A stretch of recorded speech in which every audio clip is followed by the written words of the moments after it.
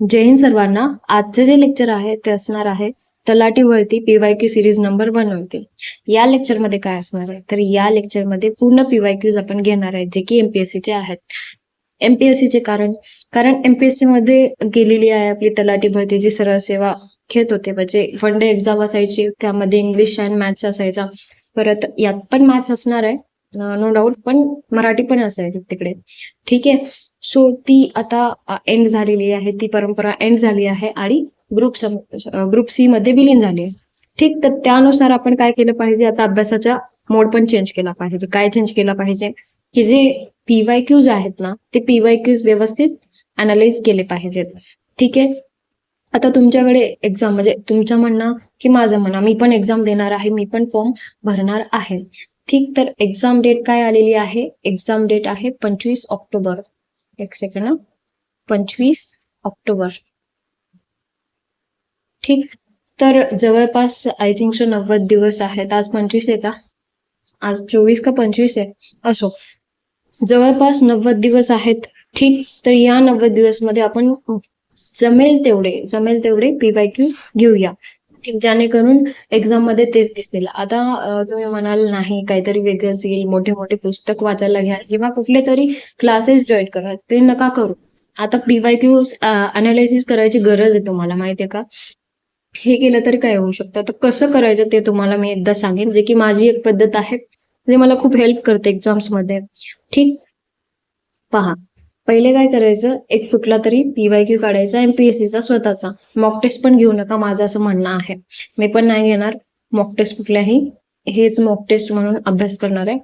पहिले काय करायचं, चांगले असे डाउनलोड्स करा पीवायक्यूज, किंवा मला सांगा, मी काय करेन, एक टेलिग्राम चॅनल बनवेन, त्यामध्ये पूर्ण टाकून देईल जे माझ्याकडे आहेत ते. ठीक, डाउनलोड करा आणि त्यातला एक कुठला तरी पीवायक्यू म्हणजे प्रिव्हियस इयर क्वेश्चन पेपर सोडवा. येईल नाही येईल ते नंतर पाहू. जे येतात ना ते सोडवा, व्यवस्थित सोडवा, आणि आतापासून निगेटिव्ह मार्किंगला हात नका लावू. म्हणजे जे येतात तेवढेच सोडवा. नाही येत, जरी तुम्हाला 10 आले पण 10चे 10 करेक्ट यायला पाहिजे. निगेटिव्ह मध्ये जाऊ नका फालतूचे प्रश्न सोडवून.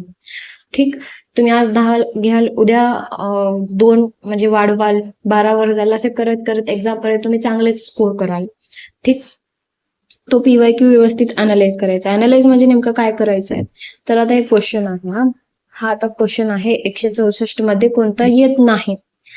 ठीक, कोणता येत नाही, तर तुम्ही एक उत्तर दिला, हा येत नाही, कुठला तरी उत्तर आहे यातलं वाचाल, हा येत नाही, तर तुम्ही तिथेच थांबाल का, नाही. तर 164 हा येतो ना, तर त्याच्या अगोदर राज्यपालचे आर्टिकल्स येतात. कोणाचे येतात, राज्यपालचे.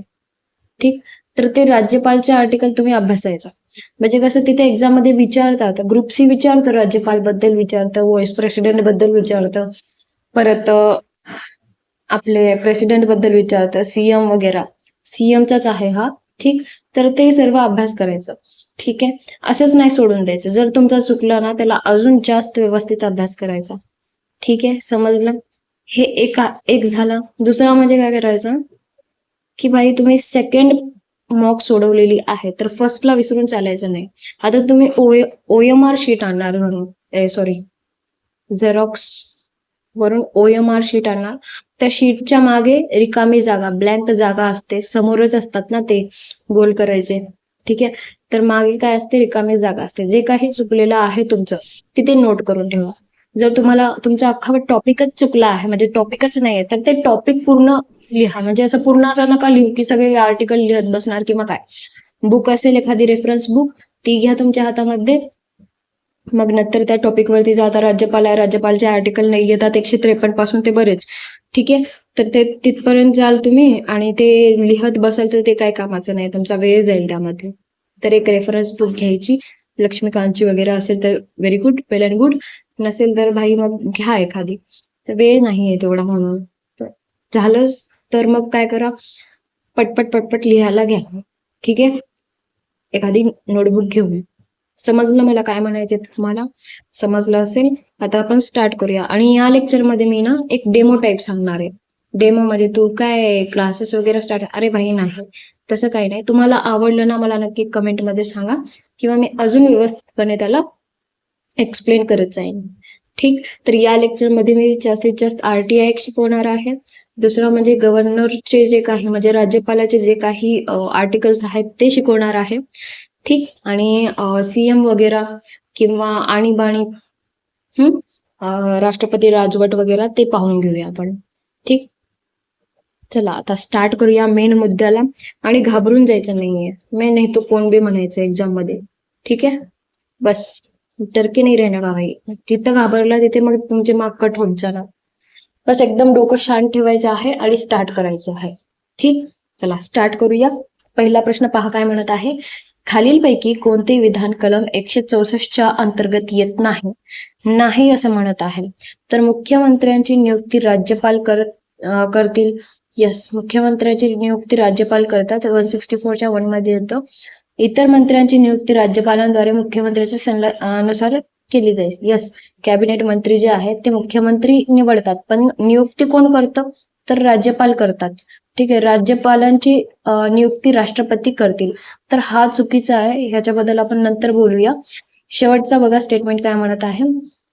मंत्रिमंडळ राज्याच्या विधानसभेला सामूहिकरित्या जबाबदार असेल. तर यस, मंत्रिमंडळ कोणाला जबाबदार असतं. विधानसभेला सामूहिकरित्या जबाबदार असतो मंत्रिमंडळ. ठीक आहे. तर आता हे तिसरा नंबरचा जो आहे तो चुकीचा दिलेला आहे त्यांनी. हा जो आहे ना ते आर्टिकल नंबर 155 मध्ये येतं. किती मध्ये येतं. आर्टिकल नंबर 155 मध्ये येतं. ठीक. सो आता सध्या इथे मेन क्वेश्चन आपल्याला कुठला दिलेला आहे. आर्टिकल नंबर 164चा. त्याच्या अगोदर सगळे आपण राज्यपालांचे आर्टिकल्स पाहून घेऊया. थोडस झूम करेन मी. ठीक आहे. एक सेकंड ना, म्हणजे इथे लिहायला इझी जाईल मला म्हणून झूम करते.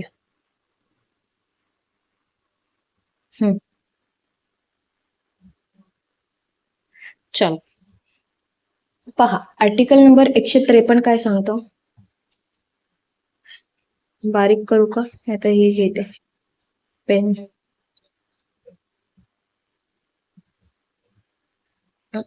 एक सेकंड. पेनची साईज जी आहे ना ती छोटी कशी करायची.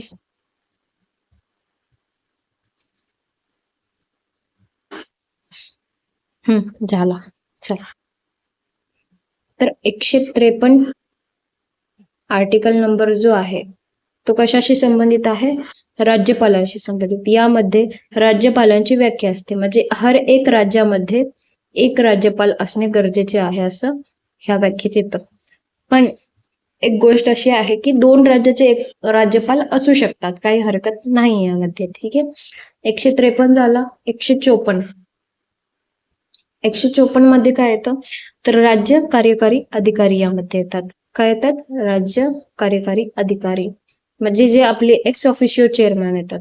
ठीक. कोण आपले जे राज्यपाल असतात राज्य कार्यकारी अधिकारी असतात.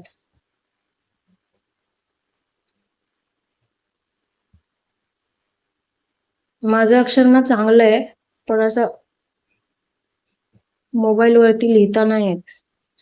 155 मध्ये काय येतं तर 155 मध्ये येतं नियुक्ती.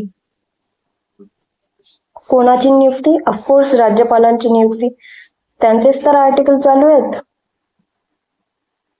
आणि तुम्हाला एक माहिती आहे का राज्यपाल इज इक्वल्स टू प्रेसिडेंट किंवा आपण असं म्हणू शकतो राष्ट्रपती.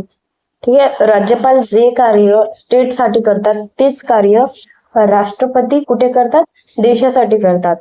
ठीक. तुम्हाला जेव्हा प्रेसिडेंटचे आर्टिकल्स तुम्ही अभ्यास कराल ना तर राज्यपालांच्या बाजूला ठेवा. सेम दिसेल. जवळपास सेम दिसेल. खालीवरी काही गोष्टी होतील जास्त नाही. ठीक. फरक काही नाहीये. 156 कार्यकाळ असतो. ठीक. यामध्ये कार्यकाळ येतो 5 वर्षाचा कार्यकाळ. 5 वर्षाचा कार्यकाळ आहे पण इथे 6 दिलेला आहे. 156 आर्टिकल आहे 6 दिलेला आहे. तर तुम्ही असं 1 मायनस करून 5 वर्षाचा कार्यकाळ असं लक्षात ठेवू शकता. 157 मध्ये पात्रता सांगितलेली आहे की किती वर्षाचे लोक पात्र असू शकतात वगैरे. 35+ एज असणं खूप गरजेचं आहे. यामध्ये ते पात्र असतात. पूर्वी ते कुठल्या तरी विधानसभा मंडळामध्ये ऍज अ मेंबर राहणं गरजेचं असतं. ठीक. जसं प्रेसिडेंटला असं तसं इथे पण असतं. 157 झाले. 158 मध्ये अटी येतात.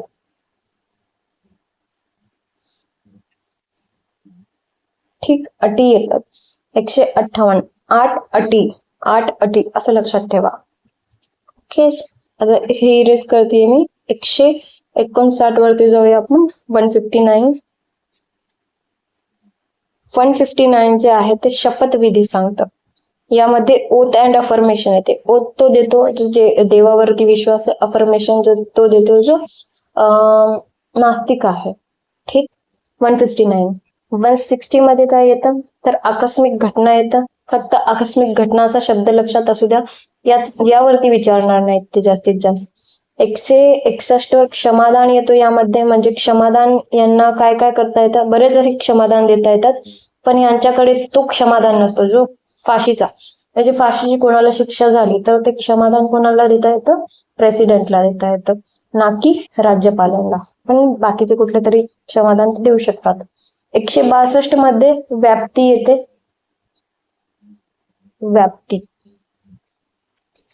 163 मध्ये सल्ला देतं मंत्रिमंडळ यांना, हे कोणाला काय करायचं आहे, कोणाला कोणते काम द्यायचे आहे. 164 जे आपल्या प्रश्नामध्ये आहे, यामध्ये मुख्यमंत्र्यांची निवडणूक असते जे की राज्यपाल करतात. यामध्ये मंत्रिमंडळाची पण निवडणूक असते जे की राज्यपाल मुख्यमंत्र्यांच्या सल्ल्यानुसार निवडून देतात. ठीक आहे, म्हणजे त्यांची नियुक्ती करतात 164 मध्ये. आणि जबाबदारी पण यामध्ये येते. ठीक, 165 खूप इम्पॉर्टंट आहे, प्रत्येक एक्झाम मध्ये एमपीसीच्या विचारतो. Advocate general. ठीक, ऍडव्होकेट जनरल म्हणजेच राज्याचा महाधिवक्ता. आता सध्याचे महाधिवक्ता कोण आहेत तुम्ही एकदा मला कमेंट मध्ये सांगा. हा प्रश्न विचारणार म्हणजे विचारणार कुठल्या तरी एक्झाम मध्ये. ठीक, 165 वरती येतं. Advocate general of the state. 76 मध्ये I think so advocate general of the central असं येतं, पण सॉरी अटॉर्नी जनरल येतात, पण इथे कोण येतं, advocate general of the state येतं, म्हणजे राज्याचा महाधिवक्ता. 166 मध्ये काय येतं तर राज्य सरकाराचे कामकाज येतात. काम आणि काज. 167 राज्यपालांना माहिती देणे. ठीक आहे, सीएम ची वगैरे कर्तव्य यामध्ये आहेत. चीफ मिनिस्टर आपल्या मुख्यमंत्र्यांची माहिती देणे येतं. 168 मध्ये काय तर सर्वात इम्पॉर्टंट, प्रत्येक राज्यात राज्यपालांनी 2 सभागृह असणं गरजेचं आहे. आणि दुसरं म्हणजे 167 एक अजून लक्षात ठेवा, सॉरी 68 एक लक्षात ठेवा, कुंभट जे आहे, कुंभट स्वाहा ही एक ट्रिक लक्षात ठेवा. इथं काय म्हणतात एक सेकंड, इंग्लिश मध्ये शब्द येतो बायकॅमेरलिझमचा, पण द्विसदरीय विधानमंडळ इथे आपल्याला पाहायला मिळतात. कुठे, कुंभट मध्ये. कुंभट म्हणजे एक सेकंड, सॉरी, कुंभट म्हणजे काय सांगेन तुम्हाला. कोणते राज्य आहेत कुंभट स्वाहा मध्ये, हे तो कर्नाटक, यूपी, महाराष्ट्र, बिहार, आंध्र, तेलंगणा. ठीक आहे, कुंभट स्वाहा इथे काय असेल, द्विसदनीय विधानसभा. समजलं तुम्हाला आहे. तर हे होते इम्पॉर्टंट वाले आर्टिकल्स जे की मध्ये मध्ये मी ट्रिक सांगितलेले आहेत, विसरणार नाही तुम्ही, खूप इझी असे होते. ओके, तर सध्याचे राज्यपाल कोण आहेत मला जरा सांगा. वर्माजी आहेत. ठीक, तर वर्माजी बद्दल थोडस माहिती काढायचं. पूर्वी काय करत होते, कोण होते नेमकं, आणि या अगोदरचे सीपी राधाकृष्ण होते, ते आता सध्या काय बनलेले, उपराष्ट्रपती बनलेले आहेत. म्हणजे महाराष्ट्रामध्ये जेव्हा ते ऍज अ राज्यपाल होते ना, तेव्हाच त्यांना तिथे बोलावून घेतलं. तेव्हा सीट खाली होती. त्याच्या अगोदर कोणीतरी म्हणजे डबल वर्क करत होता, 2 स्टेटसाठी कार्य करत होते, त्यांना हटवून मग आता वर्मा जे आलेले आहेत, कोण आहेत ते सांगा थोडस. ठीक, वर्मा और शर्मा. आता नेक्स्ट पहा, नेक्स्ट काय म्हणत आहे की समिती आणि अध्यक्ष दिलेले आहेत. यामध्ये संघराज्य, संविधान समिती, इकडे अध्यक्ष वगैरे दिलेले आहेत. तर हे तुम्हाला स्टार्टिंगला समजणार नाही इफ यू आर न्यू, जर तुम्ही नवीन असेल तर समजणार नाही. पण जेव्हा आपली कॉन्स्टिट्युशनल समिती तयार होते, म्हणजे जेव्हा आपलं घटना जे कॉन्स्टिट्यूशन तयार करायचं होतं ना, तेव्हा बऱ्याच अशा समित्या तयार झाल्या होत्या. तर त्या 13 मेजर समित्या होत्या आणि 8 मायनर होत्या. ठीक आहे, सॉरी 8 मेजर होत्या आणि 13 मायनर होत्या. तर त्या समित्यामध्ये कोण कोण अध्यक्ष होतं ना, ते यामध्ये विचारलंय. चला पाहूया आणि इम्पॉर्टंट वाले पण पाहून घेऊया. अगोदर मी काय म्हणते, आपण डायरेक्ट ना मी बनवलेल्या लिस्ट वरती जाऊया, ते आपण पाहून घेऊया. मग इथे हा क्वेश्चन तुम्ही सोडवाल इझिली. ठीक, ते पूर्ण लिस्ट पाहून घेऊया 13 आणि 8ची. चला, सो मी इथे आणलेलं आहे तुम्हाला. पहा, इथे कमिटीज दिलेले आहेत, 2 नावाने दिलेले आहेत मी. एक इंग्लिश, दुसरे आहे मराठीमध्ये. आणि त्याचे अध्यक्ष आपण पाहणार आहोत. युनियन पॉवर्स, जिथे पण युनियन दिलेलं आहे, युनियन, संघ, तर तिथे ॲज अ अध्यक्ष कोण होते? JL नेहरू होते, जवाहरलाल नेहरूजी. ठीक आहे, आपले पहिले prime minister. Provincial constitution committee किंवा प्रांतीय संविधान समिती, यामध्ये कोण होते? तर सरदार वल्लभभाई पटेल होते. सरदार वल्लभभाई पटेल. कसं लक्षात ठेवायचं? आता प्रांत, जे आपले भारताचे जेव्हा 1947 मध्ये आपल्याला स्वातंत्र्य मिळालं, तर बरेच असे प्रिन्सली स्टेट्स होते, म्हणजे काही काही असे ठिकाण होते, जसे की हैदराबाद म्हणा, इकडचे तिकडचे आजूबाजूचे म्हणा, ते आपल्या देशामध्ये इन्क्लूड व्हायला तयार नव्हते. मग त्यामध्ये त्यांना तयार करायला कोण भाग पाडलं? तर SVPजींनी. कोण? सरदार वल्लभभाई पटेलजी. म्हणून त्यांना काय म्हटलं जातं? आयरन मॅन ऑफ इंडिया म्हटलं जातं. Iron man of India. Iron women of India कोण आहे? इंदिरा गांधीजी. ठीक, तर त्याचे अध्यक्ष कोण आहेत? प्रांतीय संविधान समितीचे अध्यक्ष कोण आहेत? सरदार पटेलजी आहेत. ओके, यामध्ये ऍडवायझरी कमिटी पण तेच आहे. ते दोन्ही लक्षात ठेवा, सोबतच दिलेले आहेत, सरदार वल्लभभाई पटेल. नेक्स्ट पहा, ड्राफ्टिंग कमिटी. हे सांगायची गरज आहे का? मसुदा समितीचे अध्यक्ष? मला तर नाही वाटत, प्रत्येकाच्या तोंडपाठ आहेत, ते म्हणजे आपले डॉक्टर BR आंबेडकरजी. तर ते ड्राफ्टिंग कमिटीचे सदस्य होते आणि त्यांच्यासोबत 7 लोक होते. 7 लोक तुम्हाला पाठ करणं गरजेचं आहे, विचारू शकता एक्झाम मध्ये. अल्लाडी कृष्ण स्वामी अय्यंगर, गोपाल स्वामी अय्यंगर, मोहम्मद सदादुल्लाजी होते, DP खैतन, KM मुन्शी आणि BL मित्तर. ठीक आहे, ते जे BL मित्तर होते ना, N माधवरावला त्यांनी रिप्लेस केलं, हे लक्षात ठेवायची गरज नाही, बस सांगत आहे. आणि DP खैतन जे आहे त्याला TT कृष्णमाचारींनी रिप्लेस, म्हणजे TT कृष्णमाचारीला त्यांनी रिप्लेस केलं होतं. ओके, तर हे 7 सदस्यीय समिती होती. 29 ऑगस्ट 1947 मध्ये ही बनली होती. ठीक, डॉक्टर बाबासाहेब आंबेडकरांचं सांगायचं झालं तर त्यांना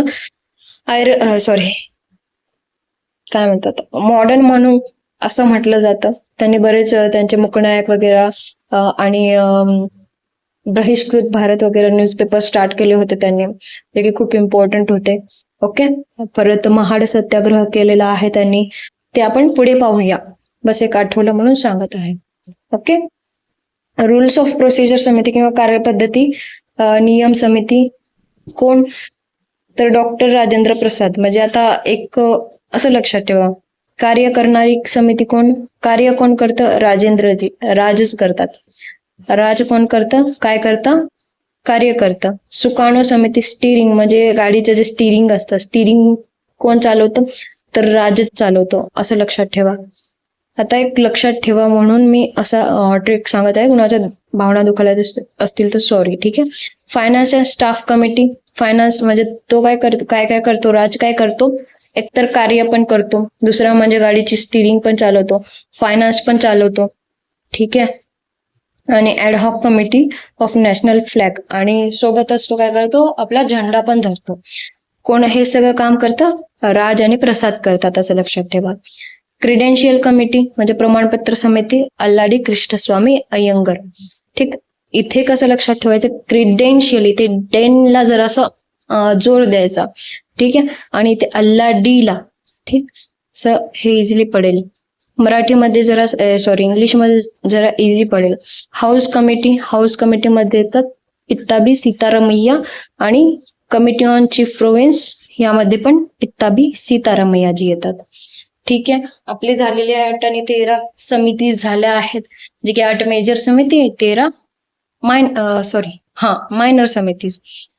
ओके, समजलं तुम्हाला? Back to the lecture. एक सेकंड. सो आता इथे आलो आहोत आपण आणि हे तुम्हाला स्वतःहून सॉल्व्ह करायचं आहे. नाही समजलं तर मला कमेंटमध्ये सांगा की समजलं नाही, एकदा परत रिपीट करा म्हणून. इसको देखते हैं क्या बोलता है. खालीलपैकी कोणत्या राज्य विधानसभामध्ये अनुसूचित जमातीसाठी आरक्षित जागा नाहीत? तर अनुसूचित जमातीसाठी आरक्षित जागा नाहीत असं म्हणत आहे. तर आर्टिकल 332 जे आहे आपलं, आर्टिकल 332 जे आहे ते काय सांगतं, लोकसंख्येच्या प्रमाणामध्ये SC अँड ST साठी प्रॉपर जागा म्हणजे प्रॉपर रिझर्वेशन ठरवून दिलेले आहेत. आर्टिकल 334 मध्ये काय सीन होतो की आर्टिकल 334 मध्ये मुदतवाढ दिलेली आहे ST अँड ST साठी, जे की आता सध्या 104 कॉन्स्टिट्युशनल अमेंडमेंट ऍक्ट म्हणजे सुधारणा कायदा झाला.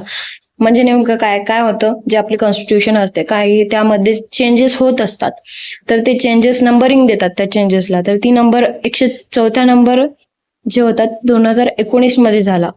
आणि त्यामध्ये काय चेंज झाला की जे काही मुदतवाढ आहे, आरक्षणाची मुदतवाढ आहे ती कुठपर्यंत केलेली आहे, 25 जानेवारी 2030 पर्यंत. 2030 पर्यंत येणाऱ्या 4 वर्षापर्यंत हे मुदतवाढ चालेल. जसे रिझर्वेशन सध्या आहेत ना तसेच चालतील ते. ठीक आहे, पुढे बघू. मग पुढे अजून लोकसंख्येनुसार जर असं चेंजेस वगैरे करतील, कमी जास्त करतील, तर ते यामध्ये येणार.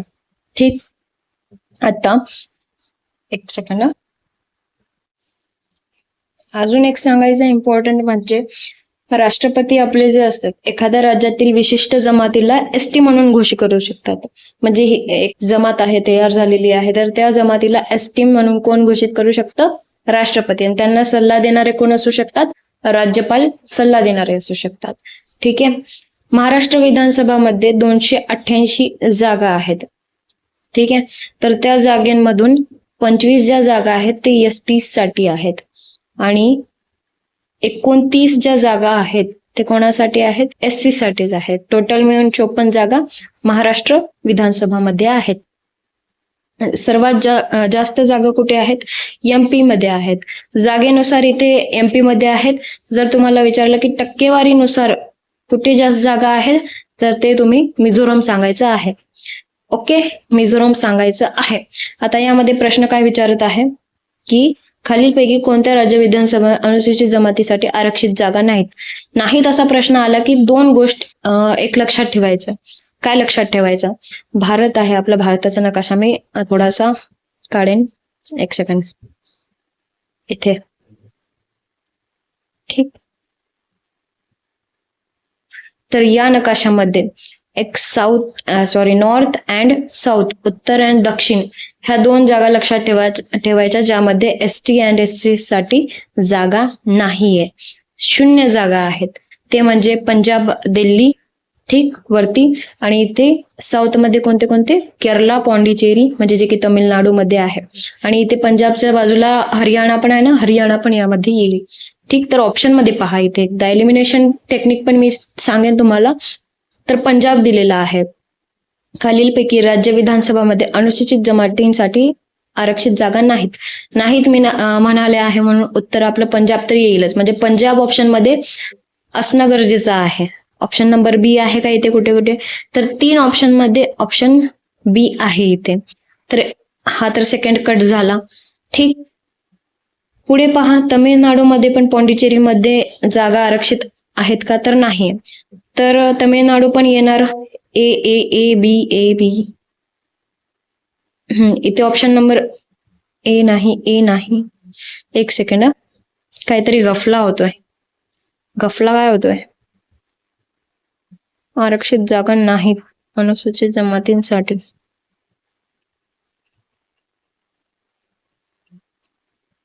आय थिंक सो ऑप्शन थोडेसे चुकलेले दिसत आहेत मला इथे. क्वेश्चन चुकला असेल कदाचित. पण तमिळनाडू पण येत नाही बरं का. तमिळनाडू पण 0 STs आहेत इथे. सो B अँड A सोबत दिसत आहेत का तुम्हाला? मला तर दिसत नाही आहेत. Does not have reserve seats. Option थोडेसे चुकीचे आहेत, पण इथे पंजाब वगैरे मी शब्द जे कोणते राज्य सांगितले आहेत ते राज्य तुम्ही लिहून घ्या. जर तुम्हाला विचारलं की कोणत्या राज्यामध्ये SC अँड ST येतात, तर तुम्ही काय सांगणार? तर तुम्ही सांगायचं आहे. आणि जेव्हा पण आपण थोडस SC अँड ST किंवा कुठल्याही इम्पॉर्टंट गोष्टी जे की राज्याशी संबंधित आहेत, तर तेव्हा तुम्ही मॅप घेऊन बसत जा, इझिली लक्षात राहतं. तर सर्वाधिक ST असणारे राज्य कोणकोणते आहेत? MP आहे, ओडिसा आहे, झारखंड आहे, छत्तीसगड आहे, महाराष्ट्र आहे, गुजरात आहे, लक्षद्वीप आहे, ठीक आहे, मिझोरम आहे, नागालँड आहे, इकडे आपलं नॉर्थ ईस्ट साइड, मेघालय आहे, अरुणाचल प्रदेश आहे. हे सर्व ठिकाणी साठी जागा आहेत दिलेल्या. ओके, सो यामध्ये जे कोणी नाहीये, म्हणजे जे कोणी UP मध्ये तर आहेत, गोवामध्ये आता महाराष्ट्र साइड आलेले आहे, तर गोवा पण येणारच. सो C अँड D यायला नाही पाहिजे ऑप्शन मध्ये, C अँड D. पण इथे बऱ्याच ठिकाणी ये दिसत आहे, C इथे आहे, D आहे, इथे पण C आहे, इथे C आहे. मग हा क्वेश्चन थोडासा गफलत दिसतोय. ओके, आता अजून इम्पॉर्टंट, सर्वात इम्पॉर्टंट ते म्हणजे महाराष्ट्रात टोटल किती जमात आहेत? STच्या 47 जमाती आहेत. किती आहेत? 47. 2011च्या लोकसंख्येनुसार 9.35% ST महाराष्ट्रामध्ये आहेत. आणि लिटरसी रेट त्यांचा म्हणजे काय म्हणतात त्याला, साक्षरता, ठीक आहे, साक्षरता किती आहे? 59% आहे STची. आणि SC ची किती पर्सेंट साक्षरता आहे? 66%. म्हणजे भरपूर त्यांनी काय केलेलं आहे? डेव्हलपमेंट झालेला आहे. पूर्ण भारतभर किती ST संख्या आहे? तर 16.6% SCs आहेत आणि 8.6% STs आहेत. ओके, सर्वात मोठी जमात कोणती आहे? सर्वात मोठी जमात कोणती आहे म्हणजे आदिवासी जमात मध्ये तर भिल्ल आहे बरं का. हे क्वेश्चन्स येऊन गेलेले आहेत म्हणून सांगत आहे. जेव्हा तुम्ही PYQ सोडवाल, जसं मी सांगितलं की ऍज अ मॉक तुम्ही MPSCचेच PYQ घ्या, त्यातला प्रश्न दिसला तर मग हे बोर वाटतंय असं वाटतंय म्हणून तुमचं तिथे नुकसान होईल, 1-2 मार्क्स जातील. मग एक्झाम मध्ये पण आलं तर काय होईल? मार्क्स जातील तुमचे. सो थोडंसं बोर का असणार, आता स्टार्टिंग मध्ये बोर होईल, पण तुम्ही जेव्हा मिड मध्ये याल ना लेक्चरच्या, सगळं मागे ठेवून सगळं पाठ करून मग तुम्हाला ना इझी जाईल हे सगळं.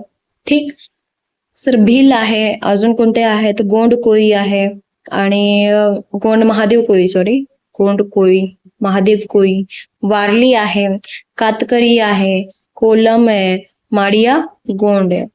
तर यामध्ये कातकरी, कोलम, माडिया गोंड हे एकदम असुरक्षित म्हणून सरकारने घोषित केलेली आहे, सेंट्रल सरकारने. ठीक आहे, का असुरक्षित? कारण खूप कमी आहेत ते असुरक्षितता आहे त्यांच्यासाठी. तर कातकरी महाराष्ट्रामध्ये कुठे कुठे पाहायला मिळते आपल्याला? रायगड अँड ठाणेमध्ये पाहायला मिळते. कोलम कुठे पाहायला मिळेल? तर यवतमाळ अँड नांदेडमध्ये पाहायला मिळेल. आणि हा जो माडिया गोंड आहे तो गडचिरोलीमध्ये पाहायला मिळते. गोंड लक्षात ठेवा, गोंड गडचिरोली. ओके, गोंड गडचिरोली. समजलं तुम्हाला? हे होप तुम्हाला हे सर्व समजलं असेल. यामध्ये जेव्हा पण वाढ करायची असेल ना कुठल्याही, त्यांची वाढ असते जेव्हा मर्यादा वाढ असते. जेव्हा आता जसं 25 जानेवारी 2030 पर्यंत वाढ दिलेली आहे, तर नंतर अजून एक समिती बसते, त्या समितीला आपण काय म्हणतो? परिसीमन समिती. तर ती समिती काय करते? वाढ करत असते. ठीक, समजलं तुम्हाला? आता नेक्स्ट क्वेश्चन वरती जाऊया आपण. नेक्स्ट क्या बोलता है की मुख्यमंत्री आणि त्यांचे कार्यकाळ दिलेले आहेत. ओके, पहा, यामध्ये पहिल्या मुख्यमंत्र्यांचे नाव दिलेलं नाहीये, सर्वांना लक्षात असतं. त्यांनी असं 5व्या, आय थिंक शंकरराव चव्हाणजी 5व्या नंबरवरती येतात, तर 5व्या मुख्यमंत्र्यापासून स्टार्ट केलेलं आहे आणि उलट दिलेलं आहे, कन्फ्युजन व्हायला. ठीक, चला स्टार्ट करूया. आता मुख्यमंत्री 164 आर्टिकल अनुसार मुख्यमंत्र्यांची नेमणूक होते बाय हुम? बाय आपले राज्यपाल. ठीक, तर शंकरराव चव्हाण यांचा कार्यकाळ कोणता होता? त्यांचा होता 1975 ते 77. समोरच आहे. एचा 1 येणार, ऑप्शन 2 आहेत एचा 1 मध्ये. ठीक, बीचा पण 2 आहे, म्हणजे बीचा 2 पाहायची गरजच नाहीये. सीचा 3 की 4? आता सी पाहायचं आहे, 3 मध्ये येतं की 4 मध्ये येतं. मनोहर जोशी आणि डी आहे सुधाकरराव नाईक. ठीक. घोळ केला या लोकांनी ना. पण मनोहर जोशी जे आहेत ते 1995 ते 1999 आणि सुधाकरराव नाईक 1991 to 1993 मध्ये येतात. सर्वात जास्त येथे वसंतदादा पाटील आहे ना. असो, पहिले कोण होते सीएम आपले? यशवंतराव चव्हाणजी होते. ठीक. 1960 ते म्हणजे आपला महाराष्ट्राचा जन्म केव्हा झाला? 1 मे 1960 मध्ये झाला, 1960 मध्ये झाला. पहिले सीएम होते यशवंतराव चव्हाणजी. 1960 ते 1962 पर्यंत कार्यावरती होते. सेकंड वरती होते मारुतराव कन्नावार. ते एकमेव असे सीएम होते, only CM that had been died while in the, काय म्हणतात तो, जेव्हा ते नोकरी बोलते, चुकून बोलले, जेव्हा ते त्यांच्या कार्यावर होते त्या कार्याच्या टायमिंगमध्ये ऑफिसमध्ये त्यांची डेथ झाली होती, म्हणजे office in the time of office. Okay. अजून काय? अजून तिसऱ्या नंबर सांगण्यापेक्षा सरळ सांगते, वसंतराव नाईक जे आता डेथ झालेली आहे त्यावरती प्रश्न येऊन गेलेला आहे. ठीक आहे, 2025च्या एक्झाम्स मध्ये. तर फादर ऑफ ग्रीन रिव्हॉल्युशन म्हटलं जातं इन महाराष्ट्र. इन महाराष्ट्र वसंतराव नाईक यांना काय म्हटलं जातं? Father of green revolution. 1963 ते 1975 त्यांचा काय होता? कार्यकाळ होता. सर्वात जास्त कार्यकाळ होता त्यांचा सीएम म्हणून महाराष्ट्रामध्ये. 11 वर्षाचा कार्यकाळ, longest serving CM of Maharashtra. ठीक आहे. शंकरराव चव्हाणजी होते, म्हणजे की एकच जोडी होती यशवंतराव चव्हाण शंकरराव चव्हाणची, मुलगा आणि वडिलांची, जी सीएम बनली आहे. ठीक. सर्वात यंगेस्ट सीएम ऑफ महाराष्ट्र कोण आहेत? आतापर्यंतचे? 38च्या एज मध्ये ते सीएम झाले, ते म्हणजे शरद पवारजी. त्यांच्या काळामध्ये पहिली आपल्या राज्याची हे लागू झाली होती, राष्ट्रपती राजवट लागू झाली होती तेव्हा. ठीक आहे. शरद पवार यांचा पोलोद काहीतरी सरकार होता, तो बरखास्त करण्यात आला होता आणि 1980 मध्ये. ठीक आहे. तर तेव्हा राष्ट्रपती राजवट लागू झाली होती. 3 वेळा राष्ट्रपती राजवट लागू झाली आहे, 1980, 2014 आणि 2019 मध्ये, जेव्हा ते हे झालं होतं ना, काय म्हणतो आपण त्याला, पक्षांतर है ना, तेव्हा पण झाली होती. समजलं का तुम्हाला हे? आय होप तुम्हाला हे समजलं असेल. नेक्स्ट काय दिलेला आहे? नेक्स्ट दिलेला आहे 73वा घटना दुरुस्ती कायदा 1992 मधील खालीलपैकी कोणत्या अनिवार्य तरतुदी आहेत? तर यामध्ये तरतुदी वगैरे पाहण्या अगोदर मी तुम्हाला एक सिंपल सांगेन लॉजिक थोडंसं कॉन्स्टिट्यूशनचं. कॉन्स्टिट्यूशन मध्ये 395 स्टार्टिंग मध्ये आर्टिकल होते, आता सध्या 448 आर्टिकल आहेत. ठीक. त्यामध्ये 8 अनुसूची होते स्टार्टिंग मध्ये, आता 12 अनुसूची आहेत. 22 भाग होते, आता 25 भाग आहेत. ठीक आहे. तर अनुसूची 12 आहेत, तर या अनुसूची बद्दलच विचारत आहे की 73वी घटना 1992 मध्ये जी झाली होती, कशाबद्दल? पंचायतीबद्दल झाली होती. तर त्या 12 मध्ये शेड्यूल्स बद्दल बोलत आहे. ही 11वी अनुसूची आहे आणि 11वी अनुसूची जी आहे 73वी घटना दुरुस्ती संबंधित आहे, म्हणजे 73rd कॉन्स्टिट्युशनल अमेंडमेंट ऍक्ट नुसार ही तयार करण्यात आली होती. इयर कोणता होता? 1992. ठीक आहे. इयर कोणता होता? 1992. आता ते म्हणत आहेत की यामध्ये कोणते कोणते तरतुदी होत्या आहेत. गावांमध्ये किंवा गावांच्या समूहामध्ये ग्रामसभेचे आयोजन करणे हे होय, यस. गाव, तालुका आणि जिल्हा पातळीवर पंचायत राज संस्था स्थापन करणे, यस. ग्राम स्तरावर ग्रामसभेला अधिकार व कार्य बहाल करणे, नो. हे एक व्हर्च्युअल आहे गोष्ट, येथे बहाल करणे असं म्हणत आहेत, त्यामुळे चुकीचं आहे. पंचायत राज संस्थाचा निवडणूक लढवण्यासाठी किमान वर्ष 21 पाहिजे, यस. यामध्ये आर्टिकल 243 च्या एफ मध्ये हे येतं. आता हे थोडंसं मी ऍज अ ट्रिक सांगितलेले आहेत ग्रामपंचायती वगैरे, तर थोडंसं पंचायती राज तुम्ही टॉपिक शिकवलेला आहे ते एकदा पाहून घ्या, तुमच्या कामी येईल. तेच केलात ना तर तुमचे पंचायतीचे क्वेश्चन इझिली सुटून जातील एक्झाम मध्ये, तुम्हाला गरजच पडणार नाही. ठीक आहे. इतकं छान सांगितलेलं आहे, इतके सारे त्यामध्ये इन्फॉर्मेशन दिलेली आहे कमी वेळामध्ये. अशोक मेहता समिती होती, परत बऱ्याच जे काही इम्पॉर्टंट समित्या होते ज्यांनी ज्यांनी तुंगन कमिटी वगैरे जे काही क्वेश्चन होता तो पण क्वेश्चन सांगितलेला आहे त्यामध्ये. एकदा जा पहा, नाही तर मी उद्याच्या लेक्चरमध्ये सांगायचं. परत प्रश्न फिरला ना मग उद्याच्या लेक्चरमध्ये सांगेन. आता मेन काय, आता मेन अजून एक लेक्चर आहे, म्हणजे अजून एक टॉपिक आहे ते म्हणजे आरटीआय. टीसीएस ने पण आरटीआय विचारलेली आहेत. तुम्ही मला टीसीएस चे पण लेक्चर पाहाल तर काही हरकत नाहीये, कारण काही असं वेगळं नाही. एमपीएससी कडे बुक असतं, एमपीएससी तर बुक चालवत असतो, तोच प्रश्न फिरवत असतो. ठीक आहे. सो टीसीएस ने जे काही दिलेलं आहे आणि जे मी 30 लेक्चर्स बनवले तेही तुम्ही सोबत घ्या. आता आरटीआय वर जाऊया आपण. मी डायरेक्ट आरटीआय घेईल. क्वेश्चन होता आरटीआयचा इथे, पण हे क्वेश्चन कट झालेला आहे. चुकीचा प्रश्न होता, चुकीचा, त्यामुळे ह्याला मार्क नव्हते. असे प्रश्न नाही विचारायला पाहिजे. चला आपण क्वेश्चन वरती सॉरी टॉपिक वरती जाऊया. थोडस आता एंडला घेईन मी ते टॉपिक. पहा इथे माहितीचा अधिकार अधिनियम 2005. एक सेकंड वाजलाय. तर माहितीचा अधिकार अधिनियम नेमका काय असतो? आरटीआय ऍक्ट 2005 काय असतो? ऍक्च्युली आरटीआय ऍक्ट 2002 होता, पण नंतर त्यामध्ये चेंजेस येऊन 2005 झाला. आता याला खरी मान्यता दिली जाते. नेमकं काय, नागरिकांना सरकारी माहिती मिळवण्याचा अधिकार यामध्ये येतो. समजा तुमच्या एका घरासमोरून रोड जात असेल किंवा जात नसेलही, तर तुमच्याकडे हक्क आहे की भाई मला सांग की या जो रोडचा मार्ग आहे ते कुठून कुठेपर्यंत आहे किंवा याची लेंथ काय आहे, नेमकं कुठून जाणार आहे, हे तुमचा हक्क आहे. हे राईट टू इन्फॉर्मेशन आहे. ठीक, इतकं समजलं. असे बरेच तुम्हाला हक्क तुमचे मिळतात, म्हणजे तुम्हाला माहिती देण्याचं काम हे सरकारचं असतं. आता हा कायदा केव्हा लागू झाला? हा मंजूर झाला ऍक्च्युली 15 जून 2005 मध्ये.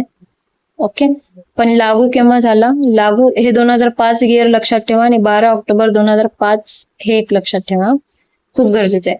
पूर्ण भारतभर हा लागू झाला होता, फक्त एक राज्य सोडलं ते म्हणजे जम्मू अँड काश्मीर. का तर जम्मू अँड काश्मीर 370 आर्टिकल माहित असेल तुम्हाला. त्या आर्टिकलनुसार सीन काय झाला होता माहितीये का? 370 आर्टिकलनुसार त्यांची स्वतःची घटना होती, म्हणजे त्यांचं स्वतःचं कॉन्स्टिट्यूशन होतं. ते स्वतःला भारताच्या बाहेर असं समजत होतं, पण राजा हरिसिंग जे होतं त्यांना ऍसेशन अनुसार ते आपल्या भारतामध्ये विलीन झाले होते. त्याला लॉर्ड माउंट बॅटनने पण मंजुरी दिली होती, पण पाकिस्तान आपलीच खरी करतोय ना. सो 370 अनुसार JNK स्वतःचा झेंडा होता, स्वतःचा कॉन्स्टिट्यूशन होता. 2019 5 ऑगस्ट मध्ये मोदींनी काय केलं? आपल्या भारतामध्ये जम्मू अँड काश्मीर आणला. पूर्वी त्यांचा होता काहीतरी आरटीआय, पण नंतर यामध्ये विलीन झाला. ठीक आहे, 2019 मध्ये यामध्ये विलीन झाला 2005च्या ऍक्ट नुसार. दुसरं म्हणजे माहिती देण्याची वेळ आणि मर्यादा किती दिवसाची असते? तुम्हाला जास्तीत जास्त 30 दिवसात माहिती देणे गरजेचे आहे, पण जीवन मरणाचा प्रश्न असेल तर माहिती 2 दिवसात किंवा 48 तासामध्ये देणे गरजेचे असते. ठीक, जर तुम्हाला त्या अधिकाऱ्याकडून व्यवस्थित माहिती मिळत नसेल तर तो अधिकारी काय करू शकतो? 5 दिवसाच्या आतमध्ये ती माहिती दुसऱ्या विभागाकडे ट्रान्सफर करू शकतो. ही माहिती मिळवायची असेल तर किती रुपयाचा अर्ज तुम्हाला विकत घ्यायला लागतं? 10 रुपयाचा, एकदम 10 रुपये. ठीक है, 10 रुपए का अर्ज तुमको लेना पड़ता है. जर तुम्ही बिलो पॉवर्टी लाईन असाल, बीपीएल असाल, तर तुम्हाला ते 10 रुपये भरायची गरज नाहीये. जर एखाद्या अधिकाऱ्याने माहिती देण्याला नकार दिला, जी माहिती देण्याची गरज आहे, जी नकार दिला, तर त्याला एक सेकंड, सॉरी मी ब्रेक घेतला होता. तर इफ सपोज कुठल्या तरी अधिकाऱ्याने माहिती देण्यास नकार दिला, जी माहिती तुमच्या हक्काची आहे, तर त्याला दंड बसू शकतो. तुम्ही त्यावर काही कारवाई केली, तुम्ही अपील केला काही, तर त्याला दंड बसू शकतो. किती? रोजचे 250 रुपये आणि जास्तीत जास्त 25,000 रुपये. हे सर्व TCS ने विचारलेलं आहे, इथेही विचारू शकतात. ते TCS चे क्वेश्चन पाहू शकतात, रिपीट होऊ शकतात. कोण? MPSC. ठीक, कुठलाही कसर सोडायची नाही, आपल्याला सर्वच घ्यायचंय. MPSC ला पण ऍड करायचंय, TCS ला पण ऍड करायचंय. TCS ला तेच ऍड करायचंय जे MPSC संलग्न आहे. ओके, समजा आपको. आता हे जे ऍक्च्युअल मध्ये आहे, हे अदृश्य ट्रान्सपरन्सी नुसार आर्टिकल नंबर 19 म्हणजे कॉन्स्टिट्यूशनच्या आर्टिकल नंबर 19(1) ए मध्ये येतं. ओके, पण ऍक्च्युली तसं नाही, तेवढं डीप नको जायला. बस आपण त्याचे आर्टिकल्स पाहू. कशाचे? तर हे आर्टिकल आहेत RTI चे आर्टिकल आहेत. हे संविधानाचे आर्टिकल नाही आहेत बरं का. संविधानाचा पहिला आर्टिकल काय आहे माहितीये का तुम्हाला? नेम ऑफ युनियन टेरिटरीज वगैरे. पण इथे काय? इथे माहितीच्या अधिकाराबद्दल दिलेलं आहे. तर आर्टिकल नंबर 1 ते 3 असे बेसिक कसे आर्टिकल आहेत ते पाहून घेऊ आपण. एकदम ट्रिक अनुसार पाहून घेऊया, काही टेन्शन नाहीये. तर 1 मध्ये येतं नाव आणि व्याप्ती येते, मध्ये नेम लक्षात ठेवा. 2 मध्ये डेफिनेशन येते, 3 मध्ये माहितीचा अधिकार. तर हे 3 लक्षात ठेवा. 4 ते 11 मध्ये थोडस मिड आहे, थोडस इम्पॉर्टंट आहे. 4 खूप इम्पॉर्टंट आहे. स्वतःहून माहिती देणे याला आपण सुओ मोटो पण म्हणू शकतो. ठीक आहे, काय म्हणू शकतो? Suo motu, self disclosure of information, म्हणजे स्वतःहून माहिती देतात अधिकारी यामध्ये. 4 मध्ये. 5 मध्ये काय होतं? जे PIO APIO आहेत ना, त्यांची नेमणूक यामध्ये दिलेली आहे. नेमणूक किंवा रेझिग्नेशन. ठीक, नेक्स्ट पहा 6 मध्ये. आता 6 मध्ये अर्ज, असं लक्षात ठेवा. आता इथून थोडंसं ट्रिक स्टार्ट करू आपण.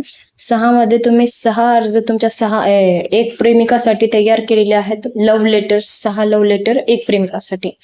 ठीक आहे, आणि तिला लव्ह लेटर मागण्यासाठी तुम्ही जे लेटर आहे ते लेटर घेण्यासाठी तुम्ही 7 वाजताच्या वेळेला बोलवलेलं आहे.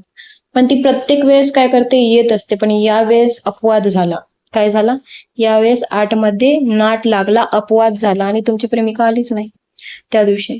का? तर कॉपीराईट होता तिथे, म्हणजे वडील होते तिथे तिचं. ते वडील काय पुढे बाहेर जाण्यास नकार देतात, माहिती देण्यास, काही बाबत माहिती देण्यास नकार देतात. 9 मध्ये नो म्हणजे नो. ठीक, नकार. ठीक, नो हिंदीवाला नो. 10 मध्ये काय होतं? पृथक्करणीयता, सिव्हिअर ॲबिलिटी होते. म्हणजे ऑफिशियल तुम्हाला सांगायचं यामध्ये एक्झाम्पल, तर जे काही अधिकारी असतात ते अधिकारी, एक एक्झाम्पल तुम्हाला सांगेन ना. तुम्ही कुठल्या तरी व्यक्तीच्या ऑफिसमध्ये गेला तर त्या ऑफिस मध्ये जाऊन त्या व्यक्तीबद्दल दुसऱ्याला माहिती विचारतायत की भाई ह्याच्याबद्दल थोडंसं सांग. तर थोडासा हद्दीमध्ये तो माहिती देऊ शकतो. त्याला सिव्हिअर लिबिलिटी, म्हणजे हद्दीमध्ये असून म्हणजे काय? त्याला किती लेकरं बाळ आहेत सांगणार नाही, कुठे राहते हे सांगणार नाही, नंबर वगैरे देणार नाही, त्याला पगार किती आहे वगैरे सांगेन असं. तर हे सिव्हिअर ॲबिलिटी मध्ये येतं. ठीक, तर 11 मध्ये काय येतं? 11 मध्ये हे आता तृतीय पक्षाची माहिती, थर्ड पार्टी माहिती असते. कसं लक्षात ठेवायचं? 1 अधिक 1 किती येतं? 2 येतं. पण या 2चा संबंध नाही, 3चा, तृतीयांचा संबंध आहे. तृतीय पक्षांची माहिती येते यामध्ये. ठीक, तर हे आपले 4 ते 11 पर्यंतचे झाले. आता 12 ते 17 पर्यंतचे जे काही इम्पॉर्टंट आहे ते पाहून घेऊ. ह्यामध्ये तर ही खूप इझी आहे. केंद्रीय माहिती आयोगाची स्थापना होती यामध्ये. ठीक, केंद्रीय बरं का, राज्य नाही. राज्यांची आपली 15 मध्ये होते, पण इथे केंद्र. त्यांची स्थापना होते. मग पदावधी आणि सेवा शर्ती तयार होत्या. पद काय आहे नेमकं, सेवा वगैरे शर्ती काय आहे. मुख्य माहिती आयुक्त किंवा माहिती आयुक्तांना पदावरून दूर करणे. हे पदावरून दूर कोण करते यांना? तर राष्ट्रपती करतात, प्रेसिडेंट करतात. तर सध्याचे मुख्य माहिती आयुक्त कोण आहेत भारताचे? तर केंद्रीय माहिती आयुक्त कोण आहेत सांगा बरं? राजकुमारजी गोयल. राजकुमार गोयल. ओके, ये हो गया. आता यांना पदावरून कोण काढू शकतो? तर प्रेसिडेंट काढू शकतात. त्याच ठिकाणी राज्यात आहेत आणि राज्यात पदावरून कोण काढू शकतो? राज्यपाल काढू शकतात. मी तुम्हाला काय सांगितलं होतं? जे काम राष्ट्रपती देशासाठी करतात तेच काम राज्यपाल काय करतात? राज्यासाठी करतात. व्हाईस प्रेसिडेंट असतात, राष्ट्रपती उपराष्ट्रपती असतात, पण उपराज्यपाल असतो का? तर तसं नसतं काही. ठीक आहे, फक्त राज्यपाल असतात. कलम 15 मध्ये काय? 15-16 झाला. आता इथे पाहतो थोडंसं. नाही 15-16 नाही झालं. इथे पहा 12 मध्ये काय झालं? केंद्रीय माहिती आयोगाची स्थापना. ठीक, इथे राज्य माहिती आयोगाची स्थापना येते 15 मध्ये. 13 मध्ये काय झालं? पदावधी आणि सेवा शर्ती. ठीक आहे, आणि इथे 16 मध्येही पदावधी आणि सेवा शर्ती. इथे 14 मध्ये काय होता? मुख्य माहिती आयुक्त आणि माहिती आयुक्तांना पदावरून दूर करणे. पण इथे राज्य माहिती आयुक्त आणि किंवा राज्य माहिती आयुक्तांना पदावरून दूर करणे. फक्त राज्य आणि केंद्राचा खेळ आहे, सेंट्रल अँड स्टेटवाला. फक्त त्याला तुम्ही लक्षात ठेवा. 18 मध्ये काय होतं? 18 मध्ये आता कंप्लेंट तयार होते, कंप्लेंट. CAP लक्षात ठेवा. का CAP? 18 मध्ये कंप्लेंट होते, 18-19 मध्ये अपील होतो, P 19-20 मध्ये पेनाल्टी लागते. ठीक आहे, तर CAP काय होतो? CA, इसको P बोलेंगे. इसको लगता है कंप्लेंट, इसको लगता है अपील, इसको लगता है पेनल्टी. 21 मध्ये काय होतं? सद्भावनेने केलेल्या कारवाई संरक्षण करणे. आता समजा एखादा कुठला तरी PIO APIO आहे, हे PIO APIO अधिकाऱ्यांचे हे आहे. पण आता जसं की आपल्याला BDO बनायचं असतं, तहसीलदार बनायचं असतं, कोणाला PIO बनायचं असतं, APIO बनायचं असतं. तो PIO APIO पण खूप इम्पॉर्टंट आहेत. सो सद्भावनेने काही काम केलं त्यांनी, तर कुठल्या तरी नेत्याला आवडलं नसेल, त्यावरती कारवाई त्याने कोर्टामध्ये हे केलं की भाई याला ना काढून टाका त्याच्या जागेवर, तर ते जर सद्भावनेचे असेल ना तर त्यांना संरक्षण मिळेल. ठीक आहे, ठीक आहे. चलो नेक्स्ट. आता 22 मध्ये काय होते? या अधिनियमाचे अध्यारोही असणे. अध्यारोही म्हणजे ओव्हर रायडिंग इफेक्ट असणे. आता समजा एखादा आर्टिकल जर RTI वर भारी पडत असेल, तर आर्टिकल 22 काय सांगेल की RTI जे ठरवेल तेच खरं. ओके, तर ह्याला प्रभावशाली ओव्हर रायडिंग इफेक्ट असं म्हटलं जाऊ शकतं. 23 मध्ये काय होतं की 2023 मध्ये न्यायालयाच्या अधिकार क्षेत्रास मनाई करण्यात आली. एक ट्रिक सांगत आहे, 2023 मध्ये काय सीन झाला असं लक्षात ठेवा. 2023 मध्ये न्यायालयाच्या अधिकारास मनाई देण्यात आली. असं फक्त ट्रिक सांगत आहे, तसं काही झालं नव्हतं बरं का. 24 मध्ये काय येतं? हा अधिनियम काही संघटनांना लागू नसणे. तर हा अधिनियमामध्ये काही संघटना लागू होत नाहीत. काही संघटना म्हणजे काही गुपित संघटना असतात. आता आपले जे RTI ऍक्ट आहे ना, RTI, त्यामध्ये 2 शेड्यूल्स आहेत, 2 अनुसूची आहेत स्वतःच्या. एक जी अनुसूची आहे ना ती गुप्तचर संस्थाशी संबंधित आहे, आणि दुसरी जी आहे ना, उलट सांगते का मी, सॉरी हा. एक जी अनुसूची आहे त्यामध्ये शपथविधी होते, आणि दुसरी जी अनुसूची आहे त्यामध्ये गुप्त संघटना जे आहेत त्यांची लिस्ट आहे. त्यामध्ये रॉ येणार. ठीक आहे, raw, research and analysis wing तुम्हाला माहित असेल. अशा बरेच जे काही गुप्तचर संस्था आहेत ते येतात. टोटल आय थिंक 23 आहेत, त्यावरती प्रश्न नाही विचारणार, पण एक सांगत आहे. तर त्यांची काही माहिती असेल तर यावरती मनाई करता येते की आम्ही याबद्दल सांगू शकत नाही, माहिती देऊ शकत नाही. ठीक, या घटनांना लागू नसणे. सॉरी. तसं नियंत्रण आणि अहवाल देणे. तर 25 मध्ये काय होतं की 25 अहवाल, 25 असं समजा की 25 पार्लमेंटमध्ये 25 लोक थांबलेली आहेत आणि त्याच्यासमोर अहवाल सादर करत आहोत. ठीक, तर अहवाल सादर केला जातो कोणासमोर? पार्लमेंट समोर, 25 आर्टिकल नंबर 25 अनुसार. 26 मध्ये काय होतं? समुचित शासनाने कार्यक्रम तयार करणे. कार्यक्रम तयार केली जातात, समुचित शासन तयार करतं, कारण RTI ला इनॉग्रेट कर, RTI ला अजून महत्व देण्यासाठी यामध्ये येतं. ठीक, 27 मध्ये समुचित शासनाचा नियम करण्याचा अधिकार. यामध्ये शासनाचा नियम करण्याचा अधिकार असतो. ठीक, शासन कुठला तरी छोटा मोठा नियम यामध्ये करू शकतो, हे 27 मध्ये येतं. 28 मध्ये काय येतं? तर सक्षम प्राधिकरणाचा नियम करण्याचा अधिकार. सक्षम प्राधिकरण म्हणजे जसं की सर्वोच्च न्यायालय, उच्च न्यायालय जे आहेत किंवा संसद जे आहे ते कुठले तरी चेंजेस करू शकतात, जसं की अर्जाची शुल्क, अर्जाची प्रत काढण्याची पद्धत वगैरे यामध्ये ते सांगू शकतात की असं करा, असं नका करू. 28 मध्ये आर्टिकल. 29 मध्ये नियम संसद समोर ठेवले गेले आहेत. शेवटचे 3 लक्षात ठेवा, नियम असतात. 30 मध्ये अडचणी दूर करण्याचा अधिकार येतो. 31 मध्ये निरसन, रिपील येतं. रिपील म्हणजे काय? जे की 2002 ची जी RTI ऍक्ट होती आता 2005 मध्ये समाविष्ट झालेली आहे, किंवा ती डिलीट मारून 5 मध्ये केलेली आहे. तो समजा की आपण, मी तुम्हाला सांगितलं की आपले CIC जे आहेत म्हणजे मुख्य कार्यकारी अधिकारी देशाचे जे आहेत ते कोण आहेत? राजकुमार गोयल आहेत. पण राज्याचे कोण आहेत तुम्हाला माहिती आहे का? म्हणजे आपले महाराष्ट्र राज्याचे राज्य कार्यकारी अधिकारी कोण आहेत? तर राहुल पांडे आहेत. राहुल पांडे. ठीक, समजलं तुम्हाला? तर अशा टाईपचे आपलं लेक्चर इथे कम्प्लीट झालेलं आहे. 40 मिनिटाचा, सॉरी 50 मिनिटाचं लेक्चर आहे. हाई साहेब, मध्ये मध्ये मी जाम अडकायला आहे ना. ठीक आहे, काही नाही. मला माहित होतं लेक्चर खूप लॉंग जाईल, त्यामुळे तुकड्यांमध्ये दिलेलं आहे मी. थोडंसं आता अभ्यास करा व्यवस्थित, म्हणजे कसं पुढे इझी जाईल तुम्हाला. तर आवडलं असेल तर लेक्चर नक्कीच कमेंट मध्ये सांगा. एंड करत आहे मी लेक्चरला. भेटूया उद्याच्या लेक्चरमध्ये. जय हिंद.